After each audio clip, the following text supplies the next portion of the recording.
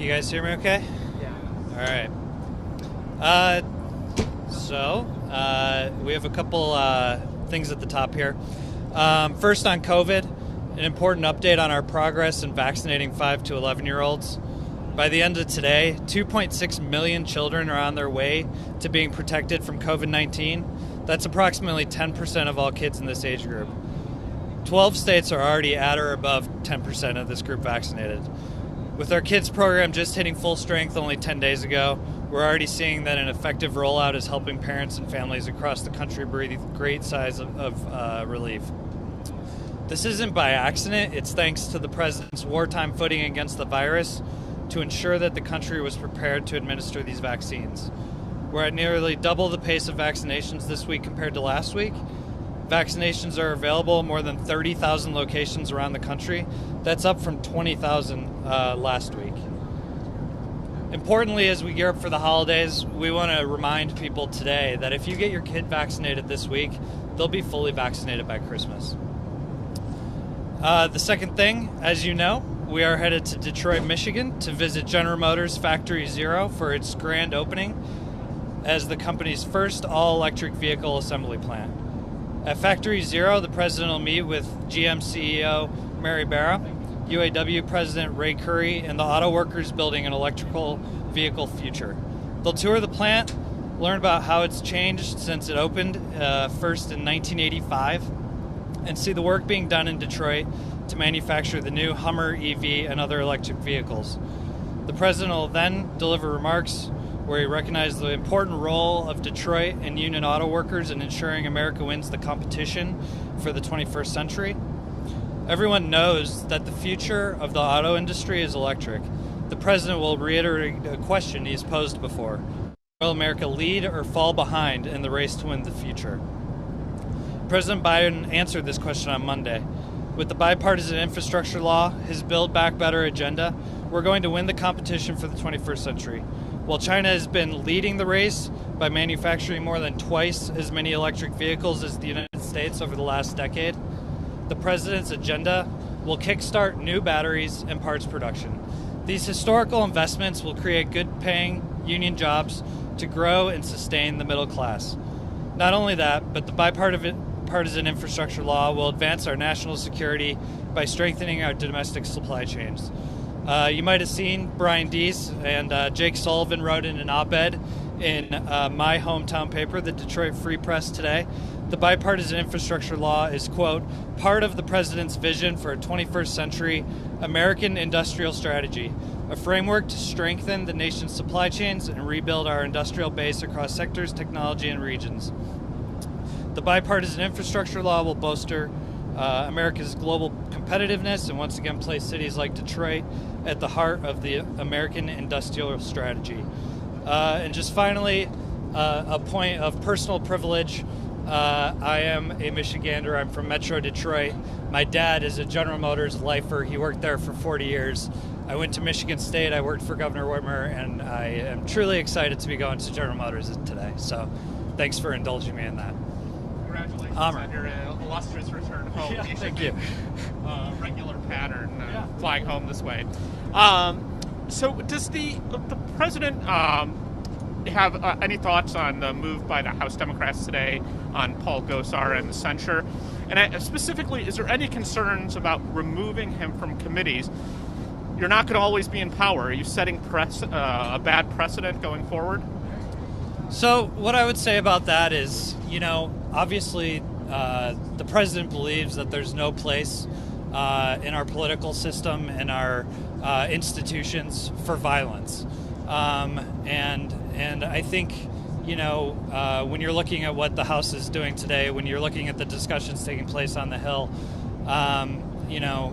it's ironic that people on the other side of the aisle are willing to step up and give their colleagues a hard time for voting for the bipartisan infrastructure bill and unwilling to say anything when he promotes violence on social media. We need more bipartisanship in the House, on the Hill, and in our politics. That's what the president sought to do in this bipartisan infrastructure law. That's what he's going to continue to push in our political system. On EVs, in the Build Back Better plan, there's tax incentives for American-made electric vehicles as well as union-made. This isn't sitting well with Canada. Prime Minister Trudeau is coming tomorrow. What is the president going to tell the Prime Minister about this, and how does this just go along with sort of the broader idea of that the auto industry is supposed to be integrated in North America? Well, the president, when he took office, promised to rebuild the backbone of this country. And that's the middle class. He's long said that the middle class built America and that unions built the middle class. He's supporting providing workers the opportunity to organize for good jobs, good wages, and good benefits. There's a long history of using tax credits to incentivize choices, and that's true here. They'll lower the cost of EVs by $12,500 for a middle-class family. They'll bolster domestic manufacturing supplies across the country, and they'll position America to outcompete the world when it comes to EVs. When it comes to Mexico and Canada, in the roadmap for a renewed U.S.-Canada partnership, President Biden and Prime Minister Trudeau announced a vision for sustainable and inclusive economic recovery that strengthens our respective middle classes, ensures people have good jobs and careers on both sides of the aisle. There's going to be ample opportunities. There are ample opportunities that already exist to work with Canada and Mexico on collective approaches to supply chain resilience, a shared, vibrant North American economy, and we'll work together to address those issues related to public procurement. Well, why should a GM worker, Tesla workers also work in America, and they have families to feed? Why are you giving an incentive to a General Motor electric vehicle versus a Tesla? Well, a big part of the president's climate strategy is about jobs, and he believes that you can do both. You can move forward in pushing an economy that will think about the impact on climate, while also producing jobs and creating good-paying union jobs to make those vehicles, to make those EV plug-ins around the country, and so that's what he's going to talk about. On a separate topic, the president sent a letter to the FTC today. How is his letter today any different from what the White House letter was a few months ago? How is this moving the ball forward on that, and does it reflect the fact that he just doesn't have many options on gas prices at all? Yeah, so as you mentioned, earlier this morning he wrote a letter to the FTC chair calling her attention to the mounting evidence of anti-consumer behavior. I think, if you read the letter, he noted that as stock dividends are up, as supply has gone down, prices haven't gone down. And so, the FTC has authority to consider whether illegal conduct is costing families at the pump, and he believes that they should do so immediately. Even as refined fuel costs go down, prices at the pump have continued to rise. If the gap between refined fuel costs and pump prices were at typical pre-pandemic levels, we'd be looking at prices at the pump that are 25 cents less per gallon. So, the president's going to do everything within his control. I'd say all options are on the table, and we're going to continue to examine those options. How is this any different from the letter that he sent, or I guess it was one of his advisors who sent it a couple months ago? I just think, what difference does it make to do it now, other than there's a lot of political pressure on him over gas prices? Yeah, well, I would reiterate, as the letter noted, we're seeing a trend where stock dividends for these companies are going up, supply is going up, and there have not been any changes in the prices. This is a letter from the President of the United States. We're closely and directly continuing to monitor the situation, and we'll continue to communicate with the FTC to crack down on illegal pricing, and continue to engage with countries and entities abroad like OPEC on increasing supply. Just one more on that. Sorry, Jackie. Just one more on that same idea. Can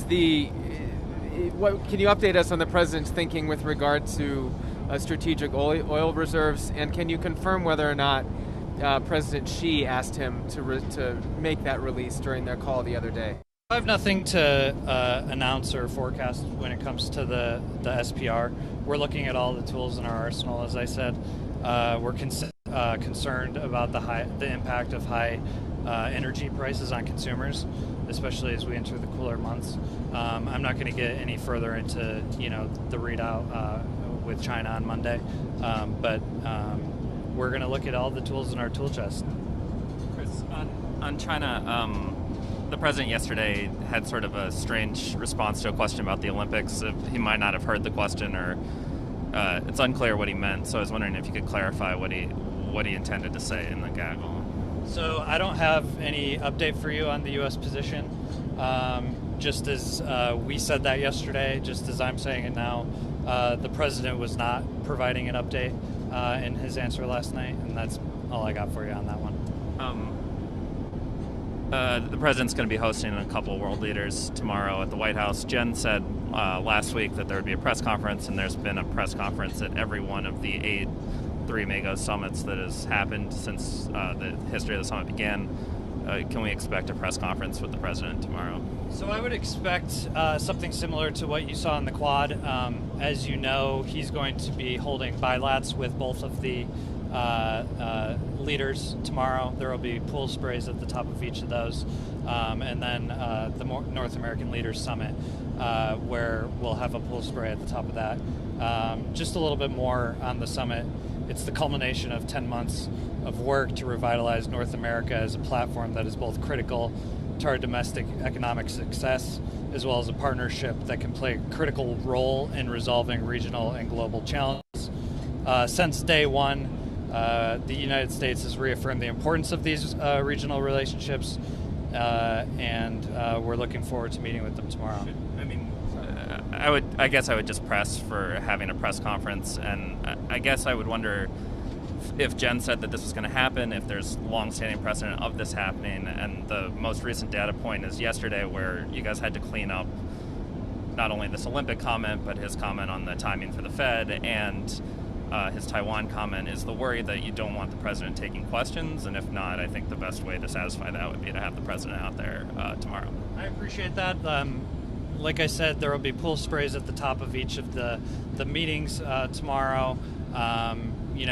As you know, the president often takes questions throughout the course of the day, throughout the course of trips, throughout the course of his day at the White House. I'll bring your request back, and we're looking forward to meeting with AMLO and Trudeau tomorrow. Hey, Chris, like this. To follow up on Jeff's question real quick, it sounded like you were suggesting that the FTC has enough to act on. Are they poised to take some sort of action here? So that's a good question. I think they do have some authority under Section 6B of the Federal Trade Commission Act to begin an open study investigation to obtain data on how companies set gas prices, as well as data on actual pricing. I'm not going to speak for the FTC. I would direct those questions to them. But there are some. That's an example of something that they could do. Have they indicated to you when that action might happen? When we might hear an announcement of that opening up?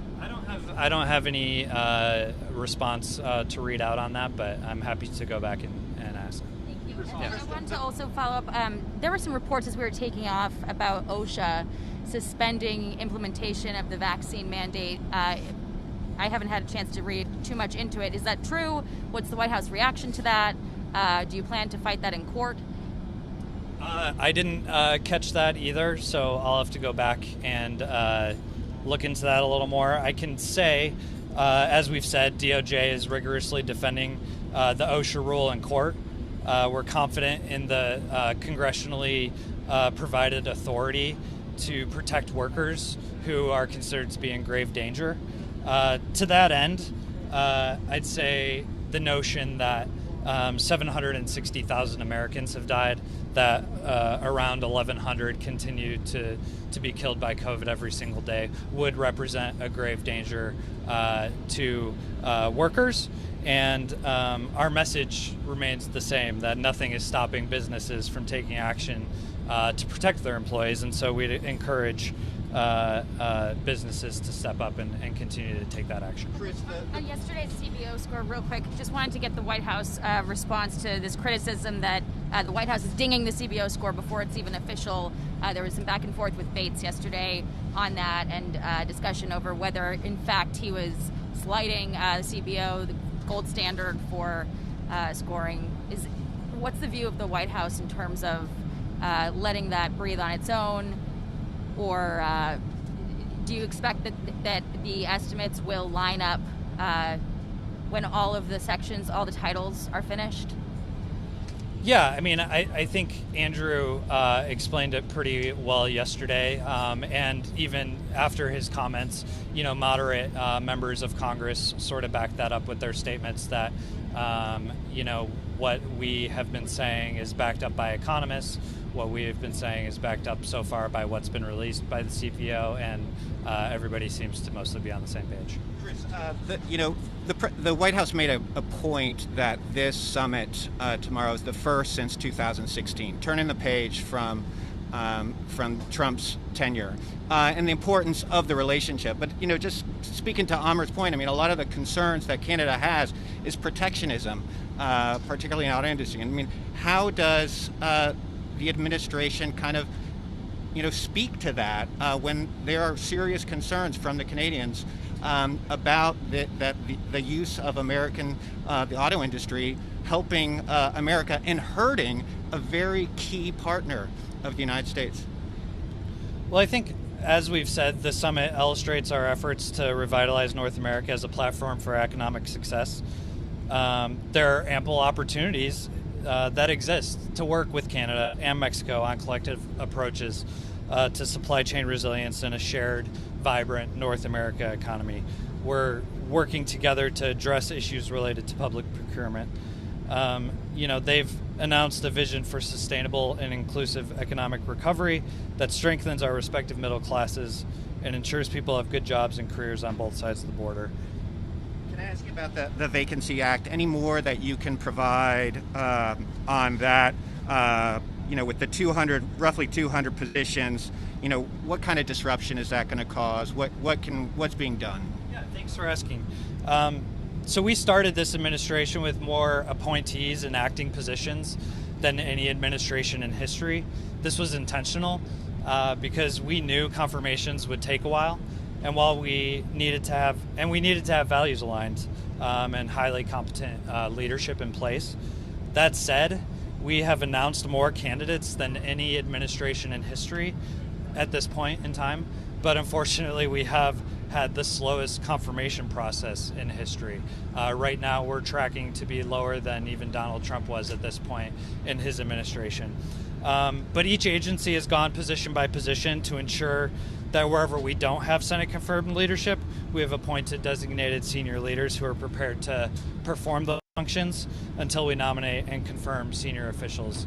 I would note, especially in the foreign policy space, whether it's folks at the State Department or our ambassadorships, many of these nominees are being slowed down intentionally by GOP senators, and for no reason other than pure politics. And so we'd encourage them to get out of the way so that these people can be confirmed and start the important job of representing America's interests abroad. Chris, speaking of appointments, based on the president's comments yesterday, can we expect a Fed nomination chairmanship this weekend?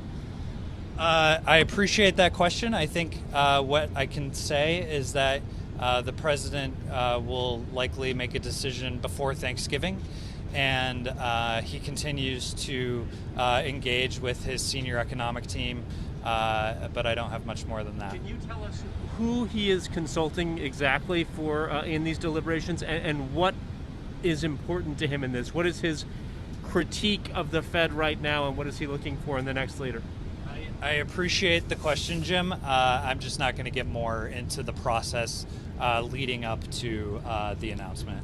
Jim, I got one on a totally separate issue. We saw this morning that from April of 2020 through April of 2021, the country suffered more than 100,000 overdose deaths. More than 60% of that is believed to be due to fentanyl. President Biden talk about, Chinese manufacturers, criminal syndicates, potentially, exporting fentanyl to the United States. and the efforts of the Chinese government to tamp down on that? And then B, what type of actions can we expect from the president to address this epidemic? Yeah, well, as you mentioned, he put out a statement this morning. I'd say first and foremost on this, it's important to remember that these numbers represent real lives lost, and this administration grieves with the family members, with friends and neighbors across the country who have lost loved ones to the overdose epidemic. The president has made it clear that addressing addiction and the overdose epidemic is an urgent priority of his administration. That's why we have taken significant steps to address it, including removing barriers to prescription medication for opioid use disorder, providing funding for harm reduction services, announcing a new overdose prevention strategy last month that'll build on this progress. He also called for a historic $41 billion investment for national drug program agencies, a $670 million dollar increase over the fiscal year 2021 enacted level to increase funding for prevention, treatment, harm reduction, and recovery services. And I think his budget is a good example of how this is a priority for the administration. Will you talk about this with President Obrador Lopez tomorrow? Obviously, China is a major fentanyl exporter, but as are Mexican cartels. That's a good question. I don't have anything to preview for you on that conversation specifically. I've got one more. Just curious to see the White House's reaction to this report in Politico from last night, which basically insinuates that a lot of the problems in Afghanistan were not due to intelligence failings, but failings by State Department leadership. To be quite honest, I haven't seen that report. I'd probably direct you to the State Department. I know DOD is about to have a press briefing too, so that might come up there. Chris, DC is going ahead and lifting its mask mandate. I know you guys put a statement out yesterday that it's not going to apply on the White House campus, but are you disappointed that cities are taking the step to sort of roll back requirements before they hit the guideposts that the CDC put out?